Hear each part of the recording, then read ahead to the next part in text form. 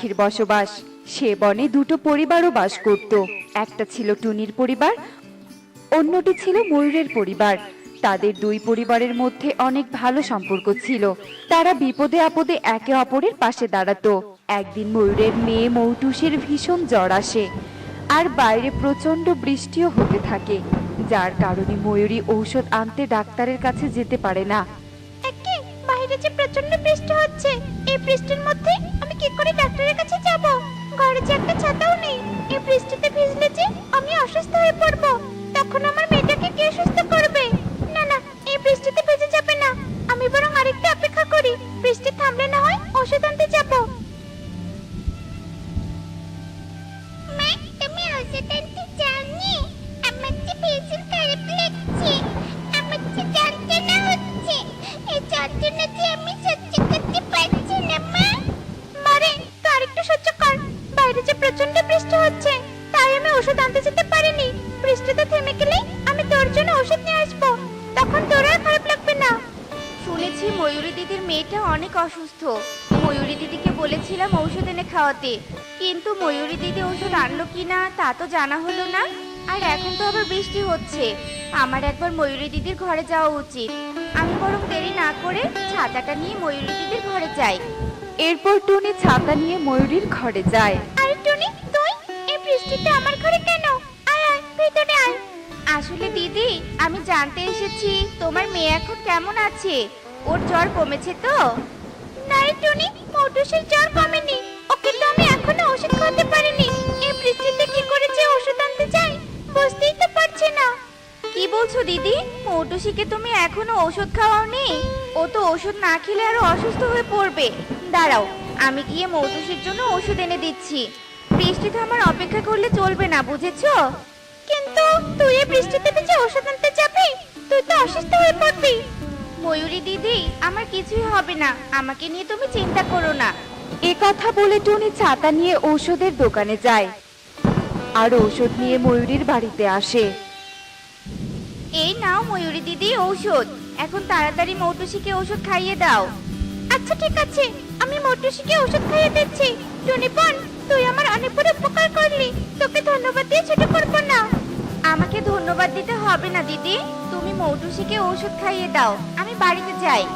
এরপর ময়ূরী মৌটুসিকে ঔষধ খাইয়ে দেয় আর টুনি বাড়িতে চলে যায়।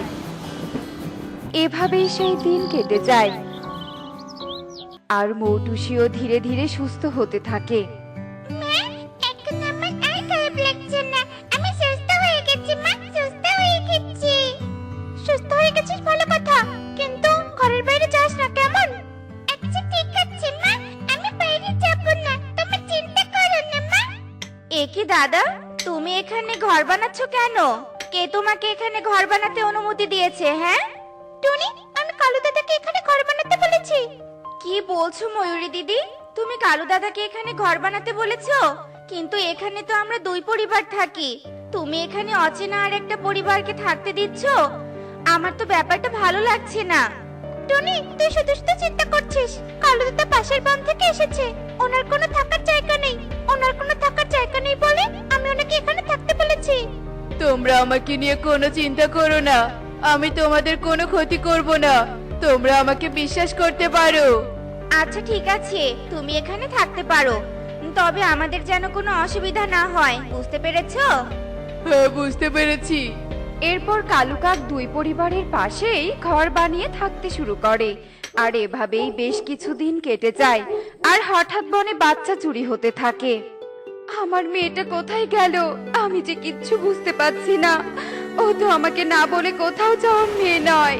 কি হয়েছে সুখী দিদি, তুমি কাঁদছো কেন? টুনি, আমি পারুলকে কোথাও খুঁজে পাচ্ছি না, আমার মেয়েটা কি হারিয়ে গেল? কি বলছো, তুমি পারুলকেও খুঁজে পাচ্ছ না? ওদিকে ইগলি দিদিও তার মেয়েকে খুঁজে পাচ্ছে না, তবে কি এ বনে বাচ্চা চোর এলো?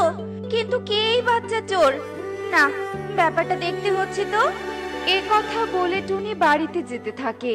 তখন টুনি দেখতে পায় কালু কাক মৌটুসিকে নিয়ে গভীর জঙ্গলের দিকে যাচ্ছে। তা দেখে টুনি বলতে থাকে, আরে, কালু দাদা মৌটুসিকে নিয়ে কোথায় যাচ্ছে দেখি তো। টুনি কালু কাকের পিছু করতে থাকে আর টুনি দেখতে পায় কালু কাক মৌটুসিকে নিয়ে একটা গুহার দিকে যাচ্ছে। ডাইনি, এই দেখো, আমি তোমার জন্য আরেকটা নতুন শিকার নিয়ে এসেছি। কই দেখি তো। আরে সত্যি সত্যি তো দেখছি তুই আমার জন্য শিকার এনেছিস। ভালোই হয়েছে, একে আজ আমি মজা করে খাবো। কিন্তু ডাইনি, আমার সোনার মুদ্রা কোথায়? দাঁড়া, আমি তোকে সোনার মুদ্রা দিয়ে দিচ্ছি। আমি তোকে ঠকাবো এটা ভাবিস না। না না ডাইনি, তা আমি কখনো ভাবি না। তাই তো তোমাকে বিশ্বাস করে রোজ বন থেকে বাচ্চা চুরি করে নিয়ে এসে দেই। ঠিক আছে, এই নে তোর সোনার মুদ্রা। কালু কাক সোনার মুদ্রা নিয়ে সেখান থেকে চলে যায়। ও আচ্ছা, এই ব্যাপার। কালু দাদা বনের বাচ্চাদের চুরি করে নিয়ে এসে এই ডাইনিকে দেয়। আমরা তো বুঝতেই পারিনি। কিন্তু মৌটুসিকে যে করেই হোক এখান থেকে বাঁচাতেই হবে। তারপর কালু দাদার একটা ব্যবস্থা করতে হবে। এরপর টুনি বুদ্ধি করতে থাকে কি করে মৌটুসিকে উদ্ধার করবে। আর এভাবেই বেশ কিছুক্ষণ কেটে যায় আর ডাইনি ঘুমিয়ে পড়ে। এই সুযোগে টুনি মৌটুসিকে নিয়ে সেখান থেকে পালিয়ে যায় আর মৌটুসিকে নিয়ে টুনি ময়ূরীর কাছে আসে। মৌটুসি, তুই কোথায় গিয়েছিলি? আমি তোকে যে কতক্ষণ থেকে খুঁজছি, কিন্তু তোকে কোথাও খুঁজে পাইনি। তুমি আমাকে খুঁজে পাবে কি করে মা? আমাকে তো কালু আঙ্কেল ডাইনির কাছে নিয়ে গিয়েছিল। এসব তুই কি বলছিস? আমি তো কিছুই বুঝতে পারছি না। আমি তোমাকে সবটা বুঝিয়ে বলছি ময়ূরী দিদি। এরপর টুনি ময়ূরীকে সব কথা খুলে বলে আর সব শুনে ময়ূরী বলতে থাকে, কি ওই কালু দাদা আমার মেয়েকে চুরি করেছিল? আমি তো বিশ্বাসই করতে পারছি না। টনি বোন, তোকে অনেক ধন্যবাদ আমার মেয়েকে আমার কাছে ফিরিয়ে দেওয়ার জন্য। আমাকে ধন্যবাদ দিতে হবে না। আমি তো শুধু মৌটুসিকে বাঁচাতে পেরেছি, আর অন্য বাচ্চাদের যে আমি বাঁচাতেই পারিনি। টনি, সব হয়েছে আমার জন্য। আমি কালু দাদাকে বিশ্বাস করে আমাদের বনে জায়গাটা ঠিক করে নি। আমি এক্ষুনি কালু দাদাকে এ বন থেকে তাড়িয়ে দেব। হ্যাঁ দিদি, তুমি তাই করো। কালু দাদা, তুমি এত বড় বিশ্বাসঘাতক পাখি আমি আগে জানতাম না। তোমাকে বিশ্বাস করে আমার ভুল হয়েছে। টুনি ঠিকই বলেছিল অচেনা কাউকে জায়গা দিতে নেই, কিন্তু আমি তো বুঝতে পারিনি। তাই আমার এত বড় সর্বনাশ হতে যাচ্ছিল। কালু দাদা, তুমি এক্ষুনি এই বন থেকে চলে যাবে। এই বনে কোনো চোরের জায়গা নেই, বুঝতে পেরেছো? চোর মানে? কে চোর? কাকে তোমরা চোর বলছো? এমন ভাব করছো যেন ভাজা মাছটা উল্টে খেতে জানো না। তুমি নিজে সবটা স্বীকার করবে নাকি আমি পুলিশ ডাকবো?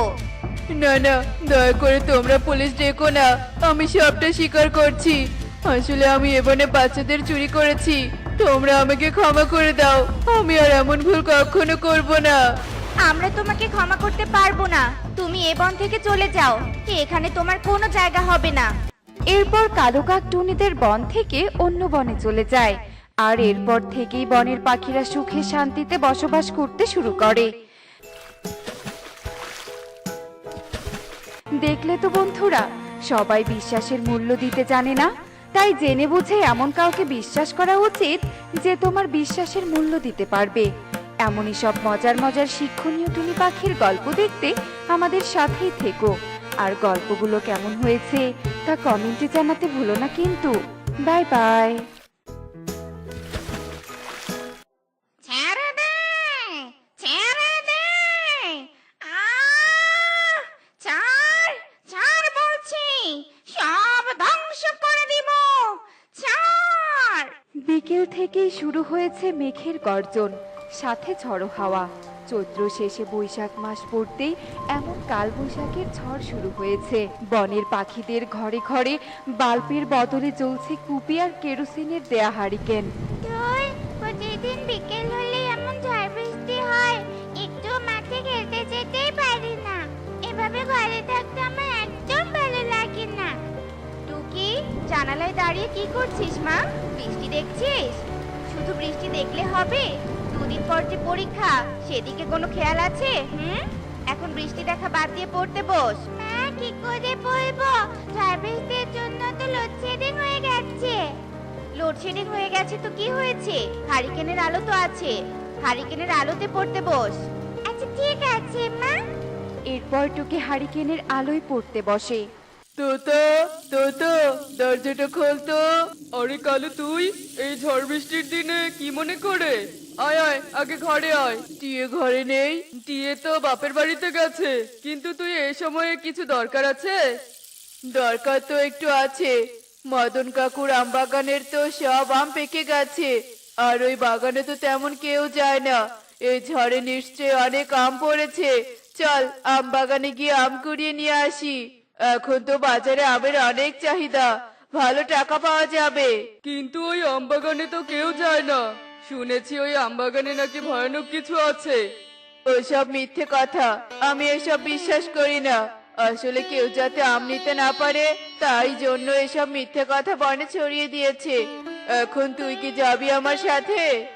কিন্তু ভিতর ডিম কোথাকার, থাক, তোকে যেতে হবে না, আমি একাই যাব। আর আম বিক্রি করে অনেক টাকা পাবো। তখন তুই হা মিলে তাকিয়ে সবটা দেখিস। কালু দাঁড়া, আমিও যাব।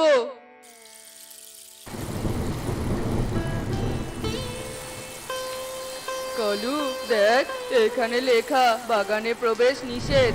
আর জায়গাটাও কেমন জানি গা ছমছমে। আমার তো খুব ভয় করছে রে। এত ভয় পেতে হবে না, চল ভিতরে চল।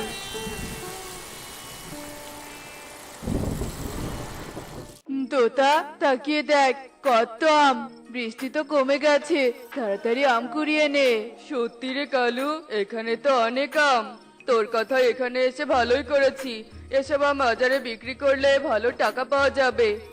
এরপর তারা আম কুড়াতে শুরু করে।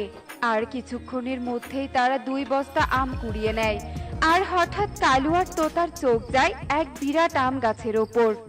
তোতা, আমি যা দেখছি তুইও কি তাই দেখছিস? এটা কি সত্যি সোনা? হ্যাঁ রে কালু, দেখে তো মনে হচ্ছে এটা একটা সোনার তালা। কালু, এই সোনা পেলে তো আমরা ধনী হয়ে যাব রে। কেউ দেখে ফেলার আগে আমাদের এই সোনার তালা এখান থেকে নিয়ে যেতে হবে। কিন্তু কালু দেখ, গাছে অনেক লাল সুতো বাঁধা। মনে হচ্ছে এটা কোনো তন্ত্রমন্ত্র দ্বারা বেষ্টিত গাছ। এত কিছু ভাবার দরকার নেই, সোনা পেলেই হবে। এরপর কালু গাছ থেকে তালাটা ছিঁড়ে হাতে নিতেই চারপাশে অন্ধকার হয়ে যায়। প্রচন্ড বাতাস বইতে শুরু করে। চারপাশ কালো ধোঁয়ায় ছেয়ে যায়। আর ধোঁয়ার কুণ্ডলী থেকে বেরিয়ে আসে এক ভয়ঙ্কর মায়াবী ডাইনি কন্যা। তোতা, এটা কি? আগেই বলেছিলাম কালু, এখানে আসিস না। এবার আমাদের কি হবে রে? তোতা, বাঁচতে চাইলে আমাদের এখান থেকে পালাতে হবে, নয়তো আর প্রাণে বাঁচতে পারবো না। এরপর কালু আর তোতা দ্রুত সেখান থেকে পালিয়ে যায়। আমি হলাম অমঙ্গলের ডাইনি ছায়া। আমার চোখ যেদিকে পড়বে সব কিছু ধ্বংস হয়ে যাবে। শয়তান মানুষগুলো ভেবেছিল আমাকে এখানে বন্দি করে রাখবে। এই ছায়া মুক্ত হয়েছে, এবার এই বন গ্রাম সব ধ্বংস করে দিবে। সবার জীবন অমঙ্গলের ছায়ায় ছেয়ে যাবে। পুরো বন ছায়ার ভয়ে নিস্তব্ধ হয়ে থাকতো। অন্ধকার হলে ভয়ে কেউ বাড়ির বাহিরে আসতো না। টুকি মা, তুই একদম ঘরের বাইরে যাবি না। এখন তো ওই অমঙ্গলের ডাইনি তার অশুভ ছায়া দিয়ে আমাদের বনটাকে গ্রাস করে রেখেছে।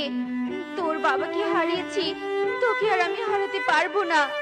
টুনি, আয় টুনি, দরজাটা খোল। ভিতরে এসো ময়ূরী, কি হয়েছে? টুনি, ওই ছায়া ডাইনি আমার পুরো বাড়িটা অশুভ দৃষ্টি দিয়ে ধ্বংস করে দিয়েছে।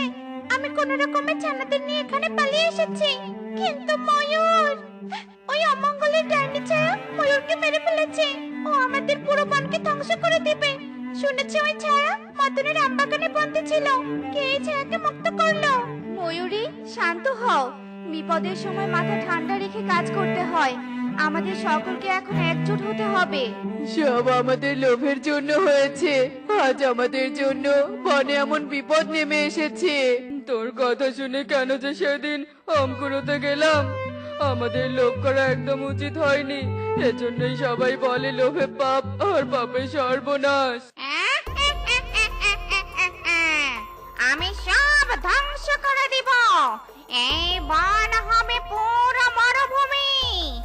আরে গাছের ডালে আবার ওটা কার বাড়ি? এক্ষুনি বাড়িটা আমি ভেঙে দিব।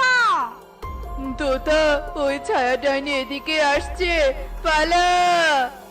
এরপর কালু জানালা দিয়ে পালাতে পারলেও তোতা পালাতে পারে না। তোতা ছায়া ডাইনির হাতে ধরা পড়ে যায় আর ডাইনি তোতাকে মূর্তি বানিয়ে দেয়।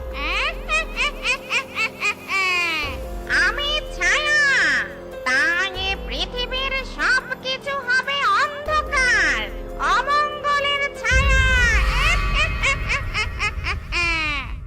শোনো সবাই, আমাদের ভয় পেলে চলবে না। আমাদের সবাইকে একজোট হয়ে থাকতে হবে আর এটা খুঁজে বের করতে হবে যে এই ডাইনিকে কিভাবে ধ্বংস করা যায়।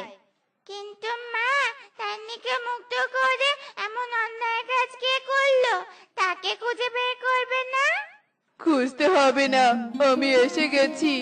আমি এসবের জন্য দায়ী। এরপর কালু সমস্ত ঘটনা খুলে বলে। আজ তো তোর লোভের জন্য আমাদের পুরো বন ধ্বংস হয়ে যাচ্ছে। আমরা তোকে ছাড়বো না। এই মারো, এই কালুকে মারো। থামো সবাই, কালুকে মারলে কি সমস্যার সমাধান হবে? হবে না তো।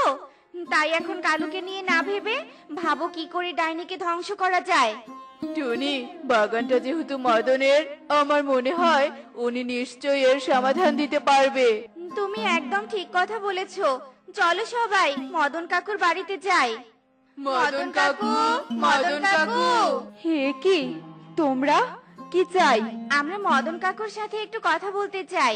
বড্ড বিপদে পড়ে এখানে এসেছি। তোমরা যাকে খুঁজছো সে এখানে আসতে পারবে না, কারণ সে আর বেঁচে নেই।